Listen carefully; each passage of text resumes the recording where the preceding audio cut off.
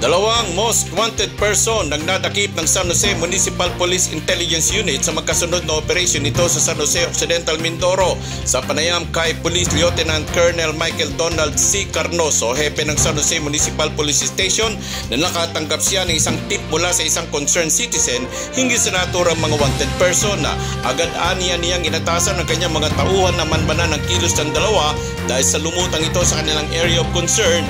Hindi naman umano sila nabigo at nagresulta nga sa pagkakadakip sa dalawa sa magkasunod na araw at kinilala ang una na si alias Eyong, 31 taong gulang binata at residente ng bayan ng San Jose na may kasong paglabag sa Republic Act 7610 noon pang 2021 at si alias Goring, 61 taong gulang may asawa at residente ng bayan ng Kalintaan na may kasong kinakaharap din sa ilalim ng Republic Act 7610.